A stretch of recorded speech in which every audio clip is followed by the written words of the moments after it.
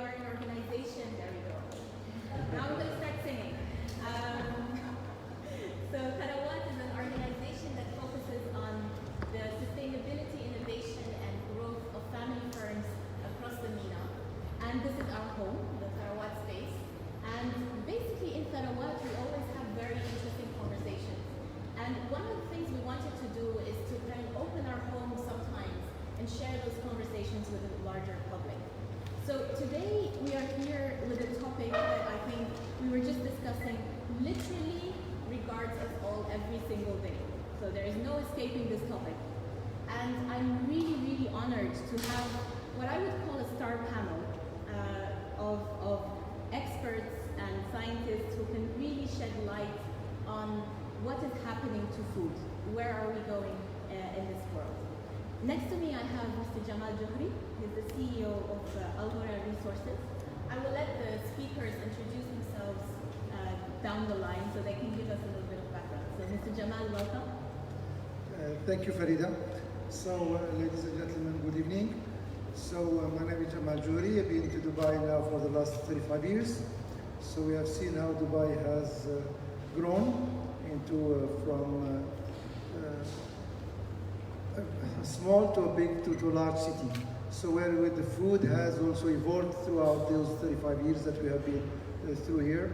What we do in the business, we are a commodity business where we bring in oil seeds from all over the world. We crush them and ship them elsewhere. So we are company, if you want to compare it to a company called Cargill, Bunge, Dreyfus, Glencore. These are the competition. These are what the people we do business with them, and we compete with them.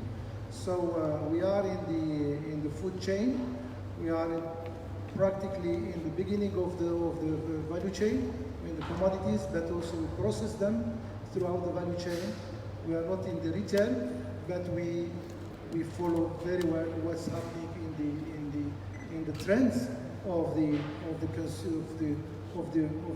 consumers. So really we are at the farm, but yet we follow all the way to the fork. So that's what we do. Excellent. Thank you so much, Mr. Djamal. Welcome. I'll do ladies last for a reason. We also have Omar Shihab, who is the GM and the founder of Boca in the IFC. Welcome, Omar. Thank you so much. And would you like to tell us a little bit about Boca? Sure. So I run a small restaurant in the financial center called Boca. We are predominantly a Spanish restaurant, big Mediterranean influence, but we try to source locally as much as possible. So 90% of our seafood and our fish comes from Dubai, from the UAE. We're working a lot with fishermen at the Dubai fish market.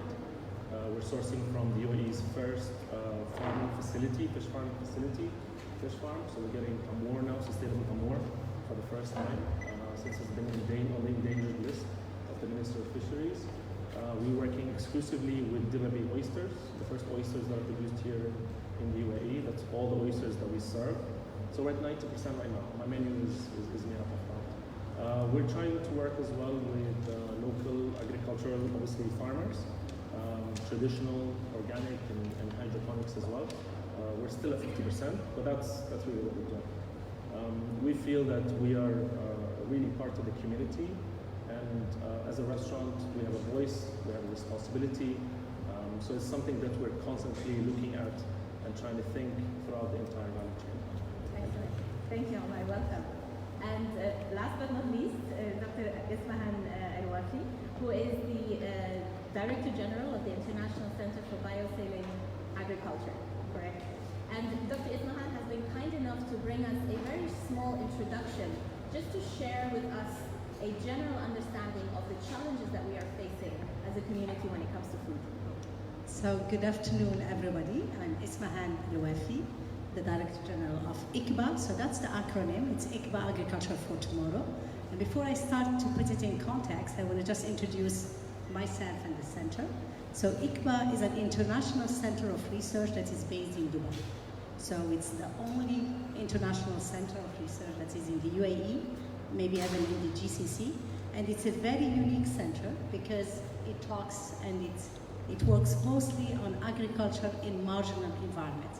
So what you have here is a desertic environment. In the scientific names, you can call it marginal. marginal means you have very little water, and you have very little fertility in the soil as well. So the center was created 20 years ago by the Islamic Development Bank, and they put it here because it's a good place to do research. So if you got a plant that grows in this heat, with this temperature, you bet it's gonna grow everywhere. So that's why the center is here. So the headquarters is here. We have one office in Tashkent in Uzbekistan to cover Central Asia and the Caucasus because they have a lot of salinity.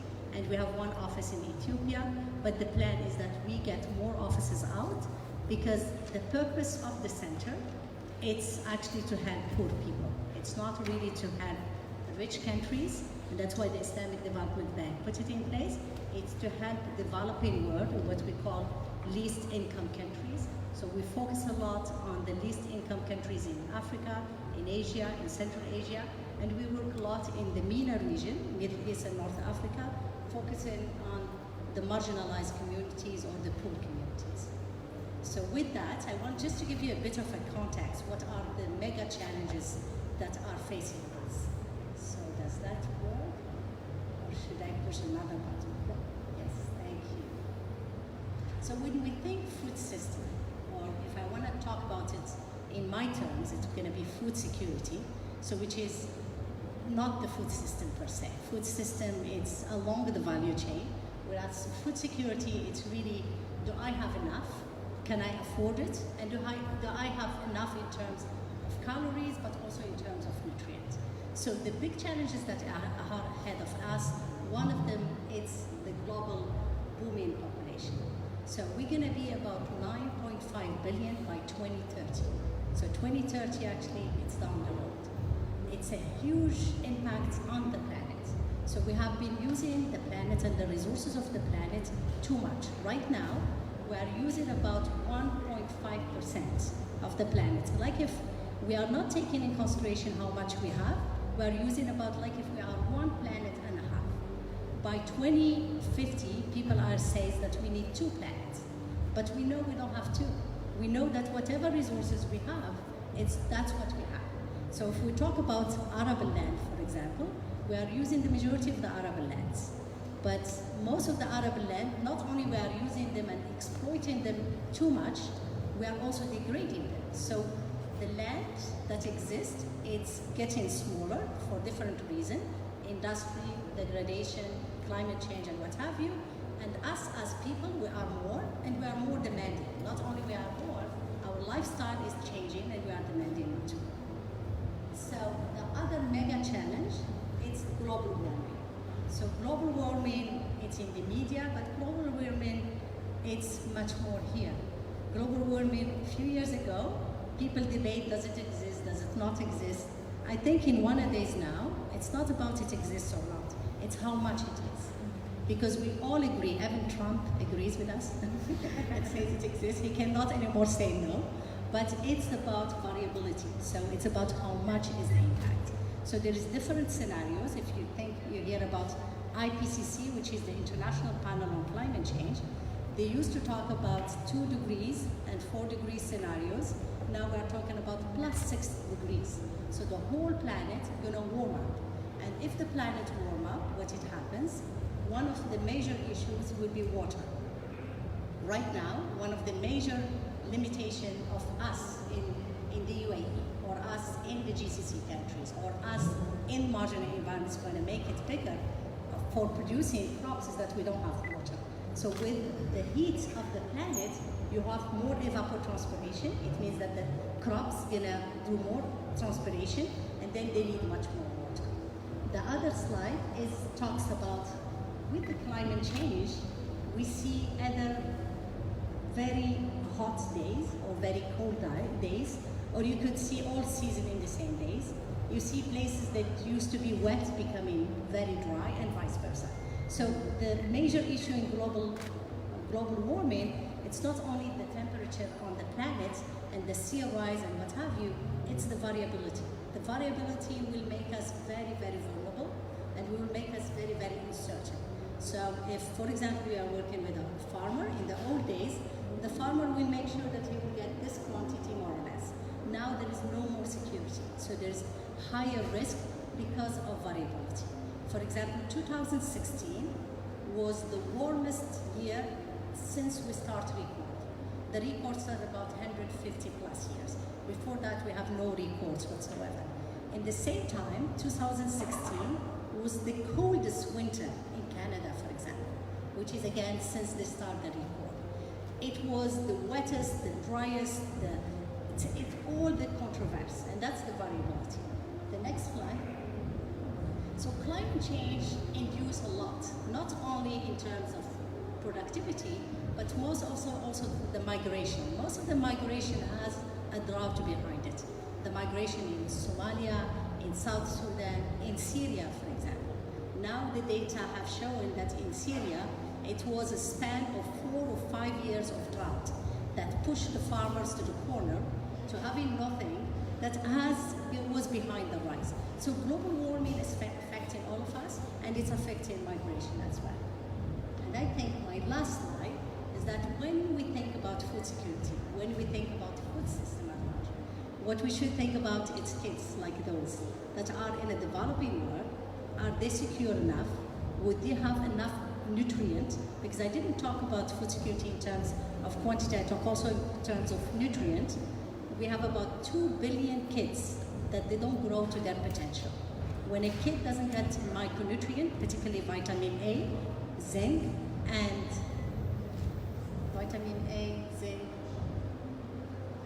iron. Iron is very important. Those 3, they never develop. So their brain never develop, and that's it. It's irreversible. Even if they get iron, if they get vitamin A, if they get whatever they get after, it's too late. So when I think in my perspective, specifically from ICBA, but also as a person, for me, food security, it's the security of the skin, and all the kids are. Thank you. Thank you very much, Dr. Ismahane. That was very enlightening. And I think it showcases that the conversation we're having today really affects us all in different ways. And why we wanted to have the panel that we have today is because we felt that the private sector rarely has a role to play in the conversation about the future of food. Very often we see it's policymakers and scientists debating a lot of things and then issuing regulations to the private sector, which we think should change because the private sector definitely has experience and has knowledge that can enrich the conversation. So that's why we're here tonight. And I would really encourage you that towards the end of our conversation, we will open up for questions and comments. Please share your views, please share your concerns and your questions. And by that time, hopefully the club next door will have stopped dancing. I do apologize for this. It was not planned, okay? But I hope that we can conquer, at least for the next 45 minutes, the beats. So thank you very much, Dr. Ismahane, for this introduction. So, Mr. Djamal, coming back to the question of challenges, maybe we can come back to your perspective of a large player globally, regionally. Where are the challenges from your perspective, from your industry, from the way you see your environment changing? For sure, like Dr. Ismail has mentioned, the global warming definitely is one of the issues, the variability like El Niño affecting the different cycles of the weather and affecting the different crops from an area to another area. So the main challenge, I think, I brought a book here, it's not to do the advertising, but it's written by Jacques Attali. It's written Histoire de l'alimentation, is the history of food. It's talking a lot about history, but it goes all the way, centuries and centuries, but then he goes into the projection, what should be. In the past, food was at the center of the family. We eat, as a family. At lunch here, we do it in Ramadan. At least we have one month Ramadan for the Muslims, where the family gathers. But most of the time, each one eats on his own. So the food habit has changed. So the industry has basically shaped the way what we consume today. So that's the shaping of this, putting a lot of challenge on the food chain. Meaning, we all eat the same type of bread. We all eat the same type of meat. The same type of high fructose corn syrup, we find it every type of the food. So this has, created a lot of pressure on the agriculture to produce the same thing on a large scale. If I take one example, 15 years ago, China was not importing a single kilo of soybeans. Today, China imports 98 million tons. We are following what's the tug of war between China and US because of the soybean issues. So definitely this is one-off because China, of course, more disposable income, higher, so more protein, more Kentucky Fried Chicken, more burgers there. So this is driving the entire value chain into protein consumption. So this is putting a lot of pressure, a lot of challenges into the food chain. The private sector, to address the issue of the food security, the private sector is able to address the food security in terms of being proactive to bring the food all the time into the different markets. So the policymakers, in Switzerland, for instance, you will have, or in Germany, you have a lot of what we call strategic stocks in case of crisis, in case of war, they bring them in. So, but I think the private sector is able to provide solutions to avoid to have heavy stocks into the market.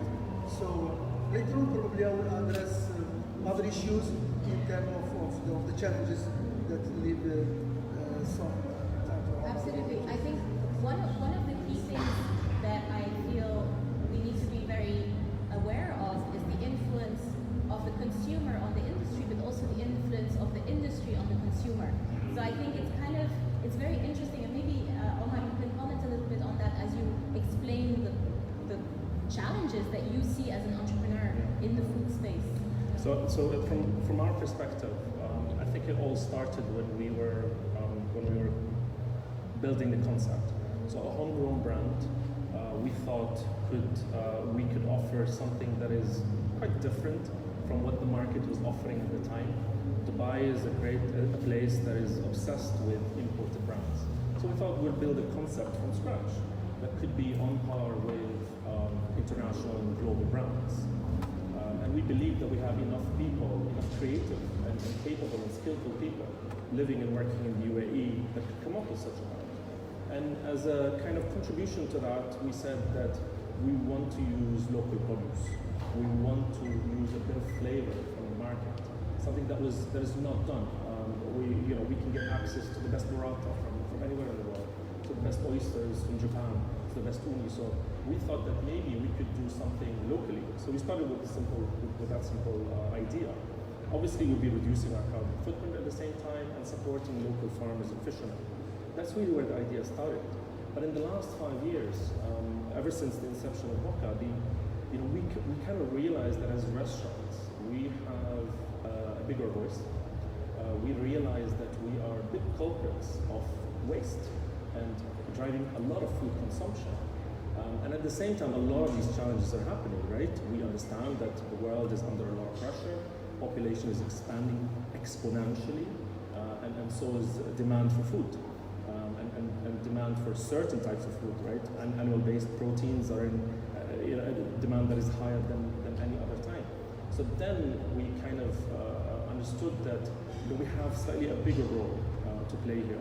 So the challenge is to kind of draw attention to locally grown products, drive attention to plant-based proteins, and obviously the challenge, is obviously on our shoulders to provide creative dishes that will kind of allure people to come in and understand that they're not necessarily within the general market trends, because we're constantly asked to bring in and import a lot of obviously very rare products that are not necessarily in season, that are not necessarily local. So we need to constantly try to find that balance. So that's really what we're seeing in our market. I think this is very interesting, because if we boil it down in a way, what you're saying is that the special thing about your restaurant is that you have local produce. And I think that is basically very symptomatic of our age, is that it's special to consume something that doesn't come from far away, which kind of takes me to our next question. When I started doing research, I got this impression that there is big pharma, there is big food, right? There are these big players that basically control how we consume, what we consume, when we consume it. Dr. Ismahane, do we see a shift in that? Do you feel that consumer behavior, if we talk about the tug of war between consumer and industry, do you feel consumer behavior is challenging that big food a little bit? I think yes, finally, but it took very long time that the industry and the globalization was pushing things on everybody. So right now, as Mr. Djamal said, he said, we eat the same thing, we have the same currency, we use everything. So, I mean, in the great scheme of things, we are leaving the biodiversity behind and we are becoming the same. So the Western style of life, we're all adopting it, and by adopting it, we're adopting everything else. So when we talk about the monoculture and the globalization, in 4 businesses, and you will understand it better than I do, it seems that they need millions and millions of hectares. So when you talk about hundreds, they are not interested. Yeah. So we talk about wheat and maize and rice. So just to give numbers, because I love numbers, on this poor planet that we are living on, we have about 500,000 species in food, in plants. I'm not talking about animals. So out of those 500,000 of them, 30,000 are palatable. So 30,000, you can just go around and eat them and they are very good for us. Historically, since humankind started, and those data are in that book as well, Djamal, there is 7,000 species that has been cultivated by human being since we came on planet. But you go right now to the market, you won't find more than 150. So we are boiling from the 500,000 to the 150. And when you go to the 150, you find that 60% of our intake from protein from plant come from wheat, maize, and rice. So those are the big 3. Potato just joined them lately, just in the last few years. So there is absolutely a push from the industry. And when you talk about the big companies that does food products, in terms of production, they are very low, and they used to be 4 big, and actually 2 merge and 2 merge. So we got bipolar right now. We got 2 big poles, the Syngenta with the pole, and the Monsanto with the pole, and that's what it is. It's becoming even smaller. So instead of diversifying, we are going the other way around. Going the other way. And with that, you go with fertilizer, with seed companies, and so on and so forth. There is too much of a concentration. So when you said talk about consumers, I think it's about time that consumers change the path of the things and how they are developing, because we are not diversifying. We are rather doing the other way, which is very dangerous, sincerely. Thank you for the numbers. I think numbers really make it very clear what we're talking about. Mr. Djamal, your take on the shifts. You called it a paradigm shift that you observe. Can you explore that a little bit for us? You see, today, if you take the global brands as a consumer, which is, take the 10 big brands, Coke, Pepsi, Mondelez, take the total around about 70% of the world food distribution. When you see something simple, not to mention the name, so that's a soup that you buy, and you just open it and you put it in, and it's tomato soup, right? So, and everybody in the US will go the same soup, and it has come here, you buy the beans, the same thing, So those things are a bit changing, that we don't want to buy the same food, you need more of fresher type of aspect. Is it, but the challenge is, can you get it closer? Some of the tendency today in the US, they don't want to buy food more than 150 kilometers radius from where you stay. You want really to eat local. Can you do it? These are the challenges. So, just to touch base on what, just want to share with you one number, because you like the numbers. So I think it's very, very important. Just want to, what it says here, the agriculture system, the agriculture system, if it was, no vegetarian, no vegetables is produced, and everything is to animal. You would need about 10.3 6 billion, the number of the people that you need to feed. But if you, this is what, if you want to squeeze it entirely to animal calories instead of vegetable calories, just animal calorie. The world today, it can feed only 2 billion. 2 billion. 2 Yeah. billion only. Versus 10. Versus 10. So this is the kind of, just yes, as a challenge, yes. One more thing, I think, in terms of the in the food, one of the challenges, I think what you said, the paradigm shift. You know, today what we buy, everybody on weekend we go, you know, fill in our full cart of the retailers, fill it, and maybe 30% gets destroyed at the end of the day. 1,300 billion kilos worldwide destroyed every year due to our way of purchasing. It's full packet, expiry date. So I think with the paradigm shift today, so when you have when you can buy your food online, I think the technology definitely will change the way we will buy. We don't need to go and purchase the entire full of. I want to buy my meat, my fish, I can have that. These are it's a major shift in the distribution system. I think it's coming big way in the food chain. Thank you for mentioning that. I think what I'd like to talk a little bit about is the power of the consumer. And I think from your introduction, I feel we have two types of consumers. We have the consumer in the developed world, in Western societies, where consumption is a way of life. And then we have the other part of the world where you consume to survive. And so I'd like to start with you, Omar, because you face the consumer every single day with what you do. What have you observed in the time that you have been involved in F&B? How have we changed our awareness as individual consumers in this part of the world or in kind of developed societies?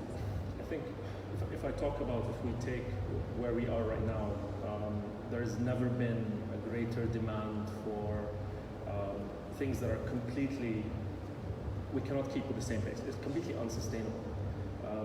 We are at a time where we're demanding animal-based proteins all the time. We're at a time where we're demanding produce to be picked off the shelf, regardless of its seasonality, regardless of where it comes from. We're at a time where demanding, especially in a very affluent place, in a very transient place, it's a very quite a developed place like Dubai and other cities, is that we're demanding very high-end rare products to be available all the time, whether we're dining at home or we're dining in a small cafe. There's a funny little thing that we call burrata, the cheese, local food of Dubai, because whether you're a small tiny cafe or a high-end restaurant, you have to have burrata on the menu. So that is, you cannot sustain this. You want truffle on your dish, whether you're at home or you're in the cinema. That is absolutely crazy. That cannot be sustained. So we're seeing that from the consumer. But at the same time, we really need to think differently, because the numbers say otherwise. The numbers say that we cannot continue with the same consumption habits. We cannot continue consuming the same, we cannot continue having the same diet. And this is obviously hard to change, because it's obviously cultural, it's something that we have been used to doing. We've been used to eating meat all the time, right? Perhaps three days, 3 times a day. If it doesn't have meat, then it's not necessarily a meal, so we need to start thinking about that. It is happening. We started seeing that, at least we're having this conversation right now, where I don't think we were having kind of a similar conversation 5 years ago. And like I said earlier, we also realized that our sector, if I talk only about, for example, food and beverage, we started realizing that our sector, again, drives a lot of consumption, and we produce a lot of waste. And people look up to us. I think right now, in an era where chefs are looked up to, and restaurants are obviously driving a lot of trends, we have a few things to say, and it's been proven in the last few years. The likes of Noma and Massimo Bottura's restaurants, where they're thinking not just local, but within the vicinity, within 10-kilometer radius. These guys are going out there, foraging for new plants that we never thought that we could eat, experimenting with algae and things that just grow in the wild. And I think we need to not necessarily go back and all of us forage, but I think we need to really think about where our food comes from. Not necessarily where's that cut of meat from which part of the animal, but really where's the animal living, and what are the logistics that it took to come to your plate. Is it local? Is it in season? Yeah, I'll tell you it's in season. But it's in season in Peru. It's not in season in the Middle East. So there are a lot of things that we really need to think about. And I think only when we start questioning everything that you bring into your house, everything that is served on your plate, where did it come from? What is it at that time of the year? So there's so much in question right now. We started having this conversation right now. A reaction, Dr. Ismahane? Yeah, just to add, very, very good points, Omar. And I think really it's about awareness. It's about people understanding that what they are eating comes from somewhere to start with, and that somewhere has to be defined. So carbon footprint, it's very important for us to understand it. And water footprint, this is not yet in, many people don't think about it, but just to give you again numbers, it's amazing. It doesn't make sense. When I see the numbers, it just doesn't make. So tomato, for example, every kilo of tomato takes 25 liters of water. Not bad. Wheat, every kilo of wheat, it's 2,400 liters of water. Every kilo of rice is about 5,500 liters of water. Every kilo of dates, it's about 2,700 liters. So when you think about water, and you know that we have on the planet very little water, we have 3% only of the planet. So it's very important to look at the carbon footprint, and it's mostly transportation. So it doesn't make sense to bring things from thousands of miles away. And the water footprint, it's the production system, and again, how much the processing is to come to you. Is it trying just for you to see it? I remember one time, a friend of mine, I saw a dog, and I said, "Oh, he's so beautiful." And she said, "You're so biased. If you want to buy a dog, you cannot just go for a beautiful dog. Why not an ugly dog?" And she was right. That's what we are doing with food. We are buying only the nice look food, and that's where the businesses has pushed.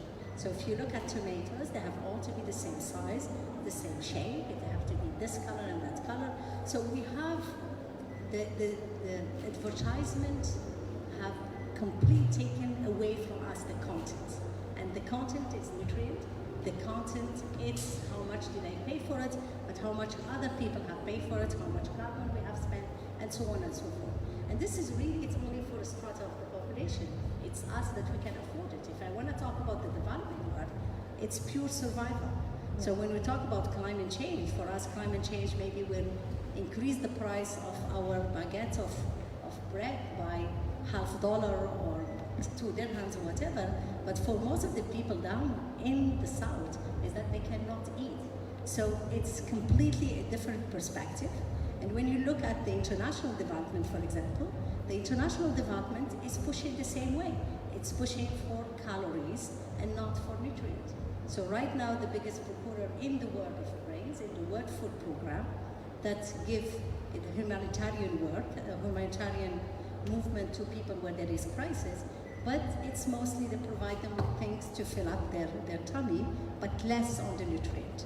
So there is a bias in both sides. Absolutely. And I think the health side, we didn't talk about health, but the health by the end, most of the government bill on health, it's going up the roof.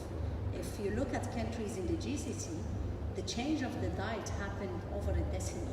And with that, you got the highest diabetes rate in Kuwait. The second one will be Saudi or Emirati. You got obesity, you get so many heart problems and so on and so forth. And this was diet, and the shift from eating fish and eating dates and eating what grows here versus wanting the caviar and what have you at all times without really looking at the origin. Right. Yeah. It's very interesting when I told people that we are talking about this topic today. I got the same reaction, but for two different reasons. People are mostly concerned.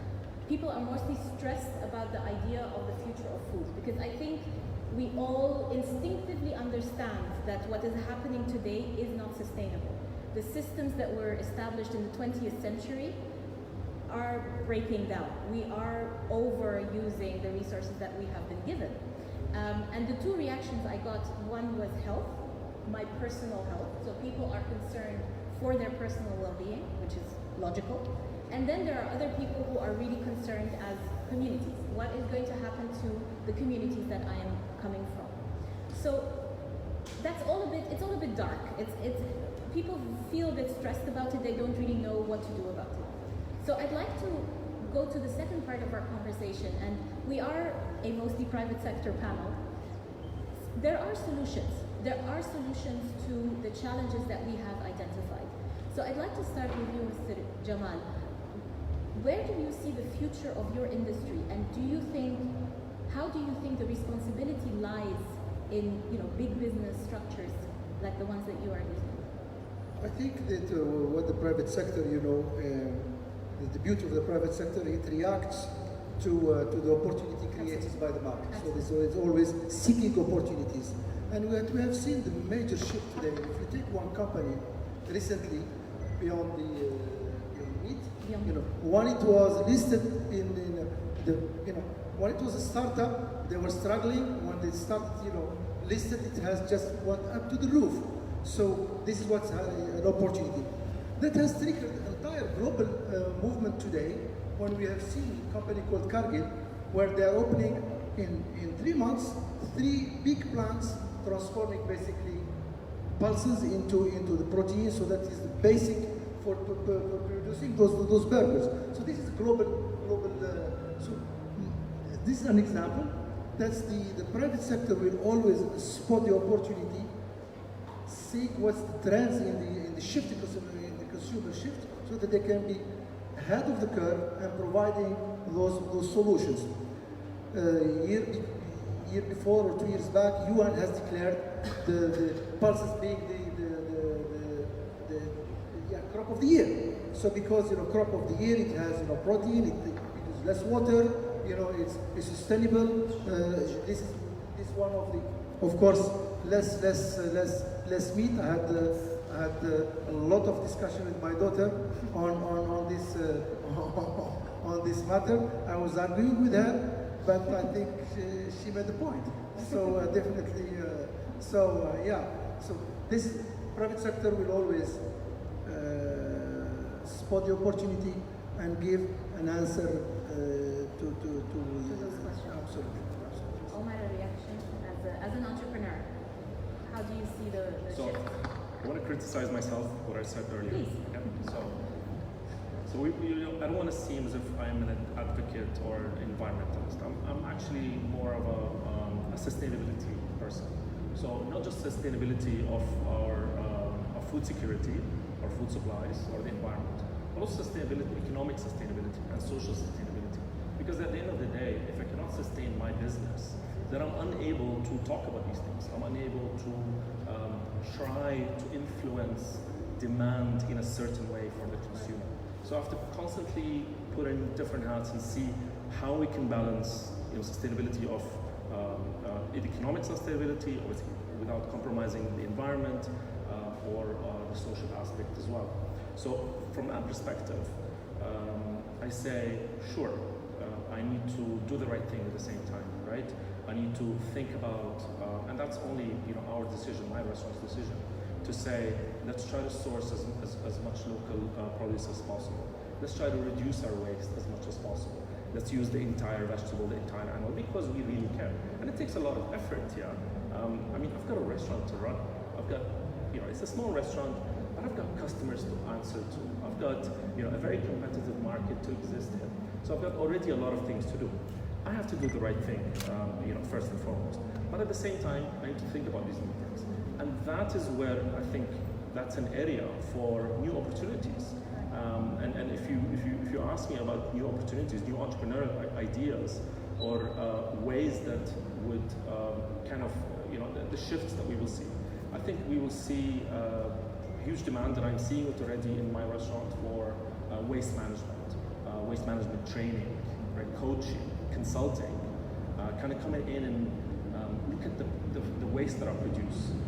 There are guys in the US who go around restaurants picking up shells of oysters to put them back in the ocean to help grow new reefs. Composting, another area, right? Plastic waste, reusing. We're working with a local artist to take a lot of the single-use plastic items that we purchased in the past and we stopped using them to create a new artwork. We're doing a zero waste dinner next month. So a lot of new ideas that are coming out of all of this, right? But at the same time, I still need to provide delicious food. Sure. Yeah, I still exist in a slightly more defined dining sector, so I still need to provide an opportunity, and a little bit of consumption is good because it helps us, be happier, I guess. Maybe mindful consumption. Maybe not necessarily shaving truffle on every single dish that you have, right? But maybe giving it for an opportunity. Right. So that's maybe a few ideas. Dr. Ismahane, where do you see, if we think back to the 5 slides that you presented to us, where do you see solutions going forward? So I think solutions in the business, I think private sector has to take a bigger role. That's no doubt about it. Government have failed to do it over the years, and they need private sector, and most of them are giving more space to private sector. And secondly, it's innovation, so discoveries. So when I talk about the 500,000 species, the 500,000, they have it all. So there you can find anything that grows anywhere, things that have different micronutrients, things that could replace meat and replace other crops. So on the innovation side, what I want to mention is 2 things. Is that in this environment, you can produce quinoa. And I'm sure quinoa is on your menu, Sure. Omar. So quinoa grows here, and it grows very well, and it takes very little water, and it's locally produced. It's high protein, high nutrient, high amino acid, and so on and so forth. The second one, which we are trying to do at ICBA, is produce crop with saline water up to the salinity of the sea. Because if you get to the salinity of the sea, then you don't have any limitation. So we have one crop that we call saliconia that we are producing, and what we are doing with Expo 2020, we are taking the model and we are doing it in 10 different farms in the UAE. Some of them are in Abu Dhabi, some of them in Dubai, some of them in Sharjah, and the idea is really to see how we can use. So basically what we are doing, we are taking the groundwater here. The groundwater is very, very saline. So minimum of 20% of the salinity of the sea to up to 80% of the salinity of the sea. So what we are doing, people here, what they do, they desal. So they take the salinity from the water and you get fresh water. So we are doing the same as the farmer. We take the fresh water to produce vegetables because vegetables, they like fresh water. And then we are taking... They love what you're saying. They adore the salinity question. Well done. Thank you very much. And then the high salinity water, which is about the salinity of the sea, we are doing aquaculture in it. So we got the fish, which is very nutritious as well. And then from there, the water goes into saliconia. So we do saliconia in vegetables, we do it as forages.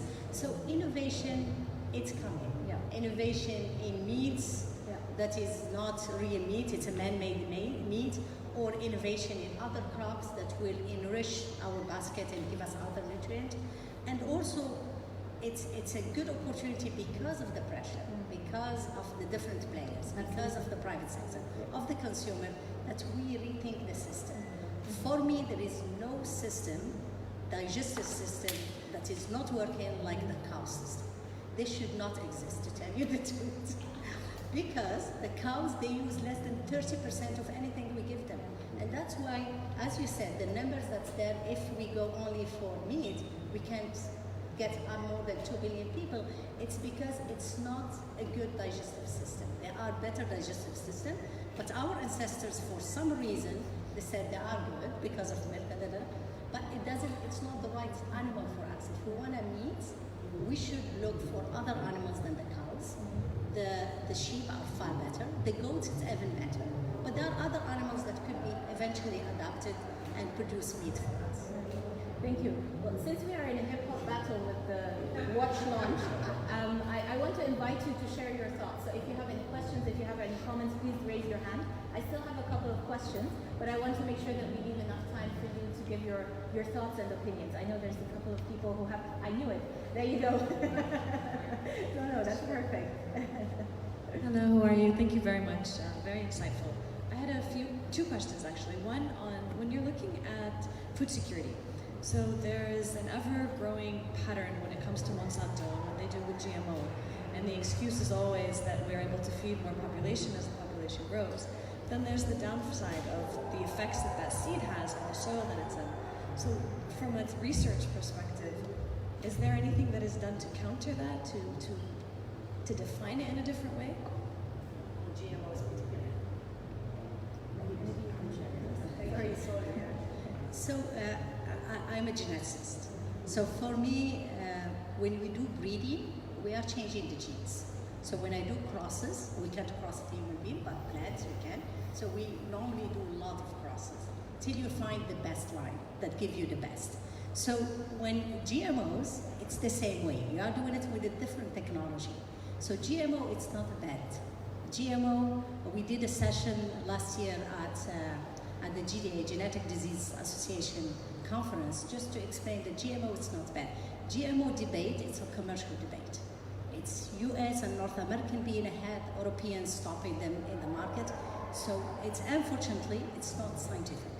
It's purely debated on economical reason, on headways. Some companies that have headways and other companies that have it, countries that are advanced and countries that didn't get it on time. So for me, GMOs, it's not really a debate because we haven't seen scientifically any bad effect. GMOs allows you to do things like much more quicker. What I could do in 15 years, we can do it in GMOs in a few months. But yeah.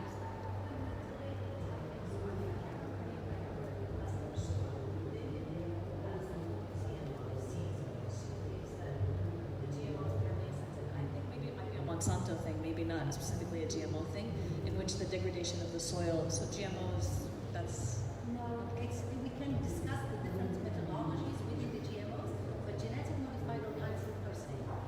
Okay. And then, yeah. Mr. Djamal? I think the GMO is an answer to grow more crops, I think, and also to operate with a framework environment constraint. That's what the GMO. The issue is, for me, not GMO per se, but the control of the food chain. We only have one or two companies controlling the seeds. That means the food by the entire planet. This is where the issue. You don't have. I wish all the banks, what we call a seed bank. Each country should have its own seed bank based on the genetics of the this is what create the diversity in case. The Argentinian farmer found a solution. Yeah, he used the GMO seeds, but he doesn't pay for it. so they are having a problem with they are having problem with Monsanto also every year. Any other comments? Isn't that part of obviously GMOs and other technologies is what we really need right now in order to increase efficiencies of, because what are we on 40% of agricultural land of the world, and if that's carrying capacity or not, we don't know, but it could be. So the answer is perhaps to increase efficiency of the land or the crops that we currently have to feed the 10 billion people. Yeah, and you reduce chemical use as well with the GMOs. So people don't want to talk much about it because again, it's the other side of the story. But you reduce chemicals with the BTGs, which is in most crops right now. And also the other thing is 90% of the crops of soya are GMOs. 80% of maize is GMOs. 75% of colza is GMO. So they are there, and we are all eating them. Labeled or not labeled, it's another story. And I have a similar conversation with people when I tell them that we have these fabulous farms of fish. So we've got this beautiful fish that's coming from a farm. Yeah, but this farm is not wild. But then, for example, if you take a country like UAE, where the everyone's hamor, right? There's only so much hamor in the sea. And the Minister of Fisheries have been telling us for 10 years now, please guys, don't eat hamor. Okay, eat hamor, but only in this particular month because obviously the smaller hamors are growing. But there's no stop. And it's not just consumers. It's the big buffets in the big hotels that are putting hamor everywhere and are obviously going to waste. So when now, all of a sudden, the guys at Fish Farm are producing hamor that is living in the water. You've got these tanks, the breeding happens in the ocean, in the Gulf. And all the feed is organic, all the feed is monitored, and they're not condensed, the populations are obviously monitored. All of a sudden, you can have hamor on your menu, and you can let, every ton of hamor that comes out of the fish farm is 1 ton of hamor that stays in the ocean. And we can get that population back and get biodiversity back. So we need these new technologies, right? Absolutely. I think innovation will help us. Omar, if you take one number, if you see the fisheries catch from the ocean, is really going like this, it even slowing down. The global demand is going like this. So the gap is growing ever. So you want to, and the problem is if you want to grow fish, you need fish. Because that's what's you need absolute. So it's a big dilemma. So that definitely, of course, you can do what we call in economy, price demand destruction by the price. It's so high, so you increase the price. But still, we need to find people to discipline with the consumption. The waste should be reduced. I think you are at the heart of this experience. I think and fish is the only species that we still hunt, right? Everything else is farmed, but we still hunt fish, right? So. Hi, thank you all. Omar, my question is for you as a business owner. How do you? I think this is a very common one. How do you balance you trying to make a social impact, sustainability, etc., with making your concept financially viable as well? I mean, it is Dubai. You can charge higher for fish from Japan, and that will cover your rent versus fish from Dubai. So just interested in how you kind of balance those two together. Getting fish from Japan doesn't necessarily mean it's going to be cheaper and it's like. But anyways, so I think first of all, like I said, it's a conscious decision that you have to make, because you can do whatever you want to do. Right? You can come up with a business that is not sustainable, that you can open a restaurant and shut it down in a year, and then you move on to the next restaurant and open it and shut down, and the owners will, So it's really first and foremost a conscious decision. How you make it work, I think this is the challenge. And it's for us, it was a constant review of every single aspect of our operations, from logistics. So it started, like I said, with where we get our produce. And it was a bit challenging, and I think I was lucky in the sense that we had a small operation. So I was able to take cash with my chef and go to the Dera fish market and find a few trusted fishermen that we can work with. By the way, there's a huge problem over there because it's not directly the fishermen. On average right now, fish changes 5 hands from the actual fisherman until it reaches that small stall on the Dera fish market. So we're still not there. We're never going to get there. We will, hopefully. But so the idea is. So I like being optimistic, pessimistic. Yeah, I know. But that's what I'm always going for. It's not going to work, but it's going to work. Yeah. So that's the thing in the restaurant is that you say, yes, we're going to do this, guys, and then you go to the market and you realize all of these things. And you say, I'm not here to change. I'm not going to change the world. Let's go back to the restaurant. So first and foremost, you have to really take that pledge and say, I want to do this. The many challenges. So I went back with chef, really happy with the new fish produce. Take that small little scribble on the paper, give it to the accountant, say, this is the invoice. So what? No credit terms? Where are these guys? What are you talking about? How can you trust the chefs with cash? But again, it was my conscious decision to say, this is the amount we're allocating every day to go buy fish for the market, and the moment we sell out, we run out. So then we created this board that we put in the restaurant where we say, the fish that we're buying from the market, or the prawns that we're buying, we've got 10 portions today. When we sell out, we sell out. Right? But then you get a customer coming in saying, I want the prawn. Sorry, sir, but we sold out. Okay, I'm leaving. We got 50 other items on the menu. No, I'm leaving. I want the prawn. So again, it's constantly going back, reviewing what you're doing, a little bit of education, but you can't, say much. You go back and review. The issue of waste, obviously, again, it's something that actually gives back because I'm using the entire vegetable.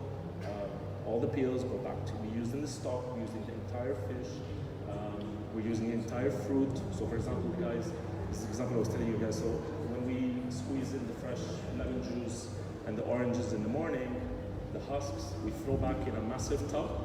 We sprinkle sugar on them, and in a couple of days, you will end up with something called oleo saccharum, which is actually kind of a syrupy flavored juice that we use back in cocktails. So here we're using the entire fruit, and then similar things here and there. So it kind of gives back. I have a big, obviously, debate that I am pushing back now against, for example, the guys from the IFC. If I'm reducing my waste, if I'm reducing my organic waste, I now started weighing my plastic, my cans, everything, to kind of like monitor what I'm pushing out. I get charged a flat fee for waste management. So they're charging me exactly the same amount that they charge all my neighbors. But why should I pay exactly the same when I'm reducing my waste? Because they realize that you are enhancing your margin by zero waste.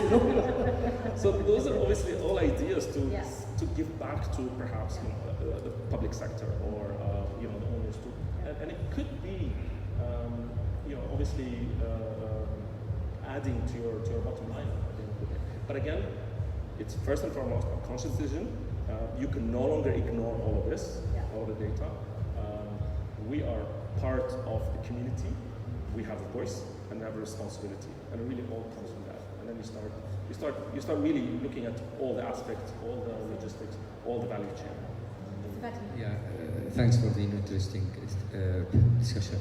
I think one of the issues that we are facing nowadays is that we are, as consumers, we are becoming very selective to what we eat. My grandmother used to tell me, whatever they put on the table, they eat. They never complain. They never ask for something else. I think by becoming more selective, we are making it difficult for ourselves. Sometimes I After you finish the food. Yeah, and I fish food, of course. Don't leave anything on the table. I think sometimes because I went to China a couple of times, and I'm really impressed that the Chinese, they eat anything that swims, anything that flies, anything that crawls. So if we always just do that, eat anything that swims, anything that flies, anything that crawls, I think we will solve maybe the problem. Thank you very much. Since we are being attacked by sound, I think it's getting worse. If you want to buy watches, I think next door is the best place to do so. It's very exciting apparently to buy watches. But I would like to take this opportunity really to thank you very much. In my opinion, we cannot have this conversation too often. I think we have a responsibility as business owners, as entrepreneurs, as professionals, as scientists, to be open about this, to be knowledgeable about this. And I think we all have two roles. We have a role as professionals, and we have a role as consumers. And I think the more we inform ourselves, the more we can shape kind of a community that is sustainable for the 21st century, and we all play a part of that.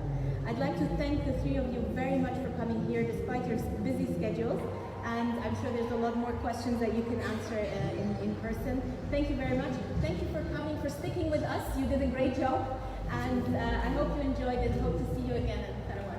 Thank you.